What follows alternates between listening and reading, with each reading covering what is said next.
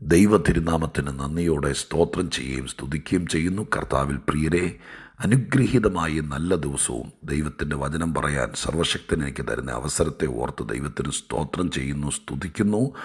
അതോടൊപ്പം ദൈവവചന കേൾവിക്ക് വേണ്ടി ആകാംക്ഷഭരിതരായി കാത്തിരിക്കുന്ന നിങ്ങൾക്കെല്ലാവർക്കും യേശുക്രിസ്തുവിൻ്റെ ധന്യമേറിയ നാമത്തിൽ എൻ്റെ വിനീതമായ സ്നേഹ വന്ദനങ്ങൾ അറിയിക്കുന്നു. ഇന്ന് ദൈവത്തിൻ്റെ വചനം കേൾക്കുന്നത് നിങ്ങൾക്ക് ഒത്തിരി ധന്യത നൽകട്ടെ എന്ന് ആത്മാർത്ഥമായി പ്രാർത്ഥിക്കുകയാണ്. ഏതെങ്കിലും വിഷയത്തിൽ മാനസികമോ ശാരീരികമോ കുടുംബപരമോ സാമ്പത്തികപരമോ ആത്മീകപരമോ എന്തെങ്കിലും കാര്യത്തിൽ നിങ്ങൾ ഒരുപാട് ഞരങ്ങിയിരിക്കുന്നെങ്കിൽ ഇന്ന് നിങ്ങൾക്ക് ദൈവം തരുന്ന വചനം നിങ്ങളെ ഒരുപാട് ബലപ്പെടുത്തട്ടെ. ആ വിഷയങ്ങൾക്കകത്ത് നിന്ന് നിങ്ങളെ പുറത്തു കൊണ്ടുവരട്ടെ.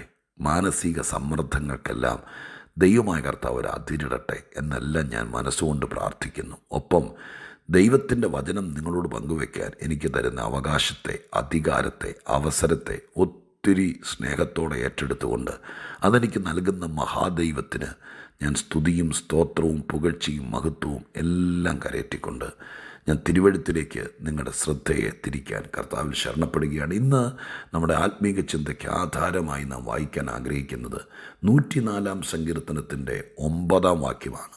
ഞാൻ ആ വാക്യം വായിക്കാം. ഭൂമിയെ മൂടുവാൻ മടങ്ങി വരാതിരിക്കേണ്ടതിന് ദൈവം അവയ്ക്ക് കടന്നുകൂടാത്ത ഒരതിര് ഇട്ടിരിക്കുന്നു. എന്നാണ് പറയാം. ഭൂമിയെ മൂടുവാൻ മടങ്ങി വരാതിരിക്കേണ്ടതിന് ദൈവം അവയ്ക്ക് കടന്നുകൂടാത്ത ഒരു അതിരിട്ടിരിക്കുന്നു. ഈ വേദപുസ്തകം വായിക്കുമ്പോൾ ഞാൻ ശ്രദ്ധിച്ചിട്ടുണ്ട്, ദൈവം ഭൂമിയെ അസാധാരണമായി സംരക്ഷിക്കുകയും സൂക്ഷിക്കുകയും കരുതുകയും ശ്രദ്ധിക്കുകയും ഒക്കെ ചെയ്യുന്നത് വിശുദ്ധ ബൈബിളിൽ പല ഭാഗത്തു നിന്ന് ഞാൻ ശ്രദ്ധിക്കുകയും വായിക്കുകയും ചെയ്തിട്ടുണ്ട്. എന്തുകൊണ്ടെന്നാൽ മനുഷ്യന് ദൈവം പാർക്കാൻ വേണ്ടി കൊടുത്തിരിക്കുന്നതാണ് ഭൂമി. അത്ര മനോഹരമാണ്. ഈ പ്രപഞ്ചത്തിലെ മറ്റിതര ഗ്രഹങ്ങളിൽ നിന്നും വ്യത്യസ്തമായ വളരെ മനോഹരിയായി ദൈവമായ കർത്താവ് ഇവിടെ സസ്യജാലകങ്ങൾ കൊണ്ടും ഇവിടുത്തെ മനോഹാരിത കൊണ്ടും കാറ്റും കുളിരും ഋതുഭേദങ്ങളും പച്ചപ്പും വയലേലകളും ഇവിടെ നമ്മുടെ കൺമുമ്പിൽ കാണുന്ന ആറും തോടും നദിയും കാറ്റും എല്ലാമായി അത്രയ്ക്ക് സുന്ദരമായി കാര്യങ്ങൾ ക്രമീകരിച്ചിരിക്കുന്നൊരു ഗ്രഹം വേറെ ഇതുവരെ കണ്ടുപിടിക്കപ്പെട്ടിട്ടില്ല. ദൈവം മനുഷ്യന് കൊടുത്തിരിക്കുന്നത് ഭൂമി. അതുകൊണ്ട് മനുഷ്യൻ്റെ പാർപ്പിടം എന്ന് വേണമെങ്കിൽ പറയാം.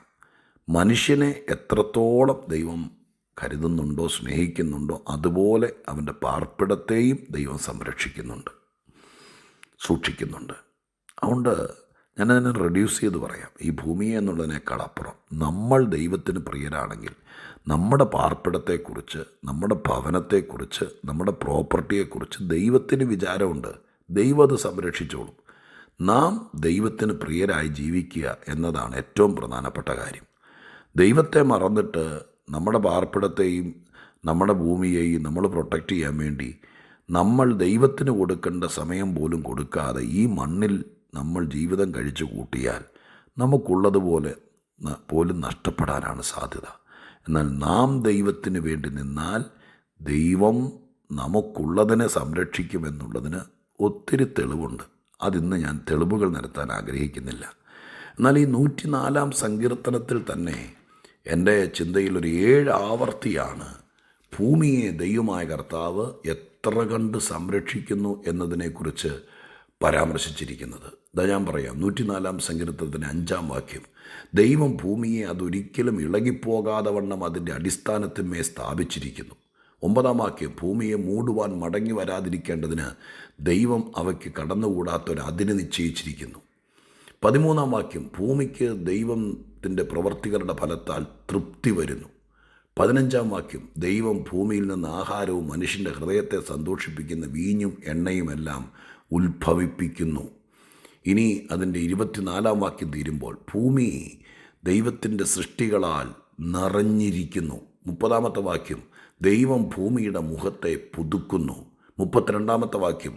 ദൈവം ഭൂമിയെ നോക്കുന്നു. ഈ വാക്കുകളൊക്കെ വെച്ച് നോക്കുമ്പോൾ ഭൂമിയോട് അതിയായ ഒരു ബന്ധം ദൈവം പുലർത്തുന്നുണ്ട്, മറ്റിതര ഗ്രഹങ്ങളിലേക്കാൾ എന്ന് ഞാൻ പൂർണ്ണമായിട്ട് വിശ്വസിക്കുന്നു. അതിന് കാരണം ഭൂമിയിൽ ദൈവത്തിൻ്റെ മനുഷ്യനുണ്ട്. അതുകൊണ്ട് ഏറ്റവും ദൈവം ശ്രദ്ധിക്കുന്നത് ഭൂമിയെയാണ് മറ്റിതര ഗ്രഹങ്ങളെക്കാൾ. എന്നെ കേൾക്കുന്ന പ്രിയപ്പെട്ടവരെ, നിങ്ങളെവിടാണോ ആ സ്ഥലത്തെ ദൈവം ശ്രദ്ധിക്കുന്നുണ്ട് കേട്ടോ, സൂക്ഷിക്കുന്നുണ്ട്, സംരക്ഷിക്കുന്നുണ്ട്. ലോകത്തിൻ്റെ വിവിധ രാജ്യങ്ങളിലായിരിക്കുന്ന പ്രിയപ്പെട്ടവർ, യുദ്ധശ്രുതികൾ, കലാപങ്ങൾ, കലുഷിതമായിരിക്കുന്ന പ്രശ്നങ്ങൾ, ആഭ്യന്തര കലാപങ്ങളെല്ലാം ഈ ദിവസങ്ങളിൽ ഭയങ്കര വാർത്തകളല്ലേ വരുന്നത്.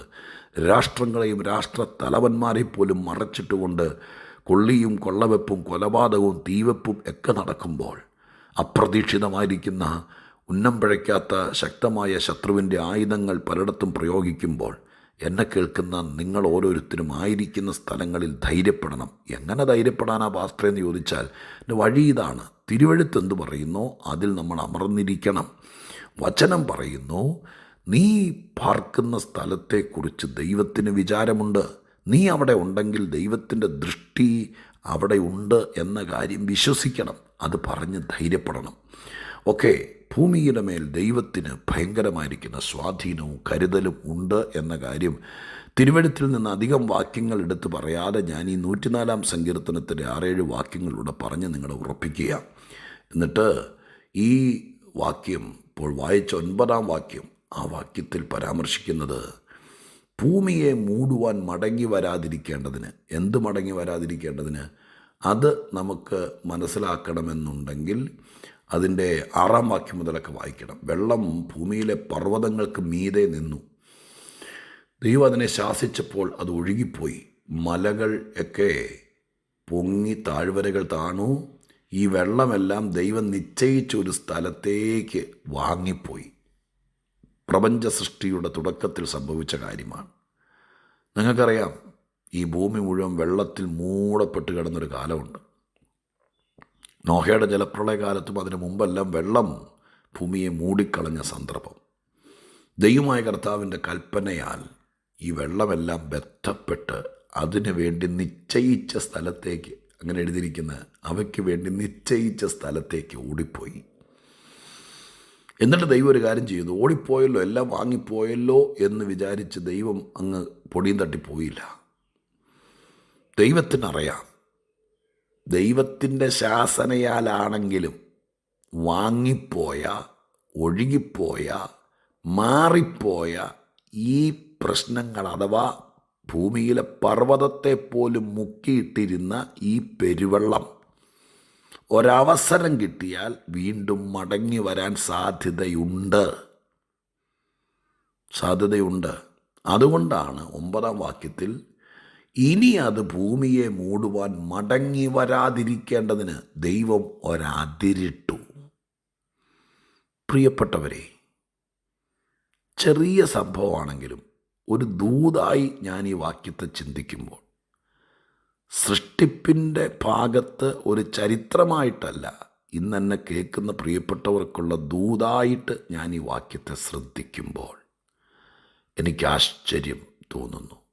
ഞാനതിൽ സ്തുതിക്കുന്നു. കാരണം ഭൂമിയിൽ നിന്നല്ല, എൻ്റെ ജീവിതത്തിൽ നിന്ന്, എൻ്റെ കുടുംബത്തിൽ നിന്ന്, എൻ്റെ സാഹചര്യത്തിൽ നിന്ന്, എൻ്റെ ശരീരത്തിൽ നിന്ന്, എൻ്റെ മുന്നിൽ നിന്ന്, എൻ്റെ ആത്മീക സാഹചര്യങ്ങളിൽ നിന്ന് എൻ്റെ ദൈവം എന്നെ മുക്കിക്കളയാൻ, എന്നെ ഉയർത്താതിരിപ്പാൻ, തലയ്ക്ക് മീതെ പൊങ്ങി നിന്ന എൻ്റെ നന്മകളെപ്പോലും മൂടിക്കളഞ്ഞിരുന്ന ചില വിഷയങ്ങളെ പ്രാർത്ഥനകളിൽ, ഉപവാസത്തിലൊക്കെ അതിനെ ദൈവമായ കർത്താവ് എന്നിൽ നിന്ന് വാങ്ങിപ്പോയി, ഒഴുകി ഡ്രെയിനായി, അതിൽ നിന്ന് ദൂരത്തേക്ക്, അതിന് നിശ്ചയിച്ച സ്ഥലത്തേക്ക് മാറിപ്പോൾ. ആ വാക്കൊക്കെ എനിക്ക് ആശ്ചര്യം തോന്നുന്നു. എന്നിലല്ല, എൻ്റെ വീട്ടിലല്ല അതിൻ്റെ സ്ഥാനം, അതല്ലേ അതിന് നിശ്ചയിച്ച സ്ഥലം. പ്രശ്നങ്ങൾക്ക് എൻ്റെ വീട്ടിൽ സ്ഥാനമില്ല, എൻ്റെ ജീവിതത്തിൽ സ്ഥാനമില്ല, എൻ്റെ കുടുംബത്തിൽ സ്ഥാനമില്ല, എൻ്റെ കുഞ്ഞുങ്ങളിൽ സ്ഥാനമില്ല. അതിന് നിശ്ചയിച്ച സ്ഥലം ഏതാണോ അവിടേക്ക് പൊക്കോളണം. അവിടേക്ക് പോകുക മാത്രമല്ല, പിന്നെ അത് മടങ്ങി വരരുത്. മടങ്ങി വരാതിരിപ്പാൻ സർവശക്തൻ ഒരതിര് നിശ്ചയിച്ചു. ഞാൻ ഇന്ന് ദൈവസന്നിധിയിൽ ആത്മാർത്ഥമായിട്ട് പ്രാർത്ഥിക്കുന്നു. ഈ മാസത്തെ പകുതി പിന്നിടാൻ തുടങ്ങുന്ന സമയം ചില വിഷയങ്ങൾ, 2 വാചകങ്ങൾ ഞാൻ ഈ വാക്യത്തിൽ, ഈ ഭാഗത്ത് കാണുക. ഒന്ന്, എൻ്റെ ജീവിതത്തിൽ, എൻ്റെ വീട്ടിൽ സ്ഥാനമില്ലാത്ത ചിലത് എന്നിൽ നിന്ന്, എൻ്റെ സാഹചര്യത്തിൽ നിന്ന് വാങ്ങിപ്പോണം. ആ വാക്യത്തിൽ അങ്ങനെ എഴുതിയിരിക്കുന്നു, മാറിപ്പോണം. അതിൻ്റെ സ്ഥലം എവിടെ, അങ്ങോട്ട് പൊക്കോളണം. ഈ രോഗത്തിന്, ഈ പ്രയാസത്തിന്, ഈ കൂടെ കലഹമുണ്ടാക്കുന്ന പിശാചിന്, എൻ്റെ ജീവിതത്തോട് ചുറ്റിപ്പറ്റി നിൽക്കുന്ന ചില ദുഷ്ടശക്തികൾക്ക്, പ്രതിസന്ധികൾക്ക്, എന്നെ മുക്കാൻ നോക്കുന്ന, എന്നെ ഒതുക്കാൻ നോക്കുന്ന, എനിക്ക് തലയ്ക്ക് മീതെ വരാൻ പ്ലാൻ ചെയ്യുന്ന വിഷയങ്ങൾക്ക് ഇനി അതിൽ സ്ഥാനമില്ല. അതിനെ ദൂരത്തേക്ക് ദൈവമായ കർത്താവ് ഒഴുക്കിക്കളയണം. എന്നിട്ടത് മടങ്ങി വരാൻ സാധ്യതയുണ്ട്. ദൈവമായ കർത്താവ് തൂത്തുവാരിക്കളഞ്ഞതൊന്നും പിന്നെ മടങ്ങി വരാതിരിപ്പാൻ നമുക്കൊന്നും ചെയ്യാനില്ല. ദൈവം അതിനൊരു അതിരിട്ടിരിക്കുന്നു. ഞാനിങ്ങനെ പ്രാർത്ഥിക്കാം, ചില വിഷയങ്ങൾ മടങ്ങി വരരുത്. ദൈവം ഒഴിവാക്കിയ, ദൈവം മാറ്റിക്കളഞ്ഞ, ദൈവം അതിൻ്റെ സ്ഥലത്തേക്ക് അതിനെ പറഞ്ഞു വിട്ട, ദൂരത്താക്കിക്കളഞ്ഞ വിഷയങ്ങൾ ഇനി മടങ്ങി വരരുത്. മടങ്ങി വരാൻ വേണ്ടി നമ്മൾ മനസ്സുകൊണ്ട് പോലും ആഗ്രഹിക്കരുത്, താണുകൊടുക്കരുത്, മടങ്ങി വരരുത്. അതിന് ദൈവം ഒരു അതിരിട്ടിട്ടുണ്ട്. അതിരിനിപ്പുറത്തേക്ക് വരരുത്. ബാക്കി കാര്യങ്ങൾ നിങ്ങൾ തന്നെ ഈ വാക്യത്തിൽ നിന്ന് ചിന്തിച്ചുകൊള്ളുക. ഞാൻ പ്രാർത്ഥിക്കാം. പരിശുദ്ധ ദൈവമേ, ഞങ്ങളുടെ സ്വർഗീയ പിതാവേ, ഓരോരോ പ്രശ്നങ്ങൾക്ക് അതിന് നിശ്ചയിച്ച സ്ഥലമുണ്ട്. അത് ഞങ്ങളുടെ ജീവിതത്തിലല്ല, ഞങ്ങളുടെ വീട്ടിലല്ല, ഞങ്ങളുടെ കൂട്ടായ്മകൾക്കകത്തല്ല. അതിന് നിശ്ചയിച്ച സ്ഥലത്തേക്ക് പോട്ടെ. ഇനി അതൊരിക്കലും മടങ്ങി ഞങ്ങളിലേക്കോ ഞങ്ങളുടെ പ്രോപ്പർട്ടിയിലേക്കോ ഒന്നും വരരുത്. കർത്താവായ യേശുവിൻ്റെ നാമത്തിൽ ഈ വചനത്തിൽ നിന്ന് പ്രകാശിപ്പിച്ച് കിട്ടിയ ദൂത് വെച്ച് എന്നെ കേൾക്കുന്ന എല്ലാവരെയും ഞാൻ അനുഗ്രഹിക്കുന്നു. നന്മയുണ്ടാകട്ടെ, അനുഗ്രഹമുണ്ടാകട്ടെ. മടങ്ങി വരാത്ത ചില അതിരുകൾ ഈ ദൂത് കേട്ട് വിശ്വസിക്കുന്നവർക്ക് വേണ്ടി ദൈവം നിശ്ചയിക്കട്ടെ. അത് ദൈവമേ നന്മയായി തീരട്ടെ. പ്രാർത്ഥന കേട്ടതിന് നന്ദി. യേശുവിൻ നാമത്തിൽ തന്നെ. ആമേൻ.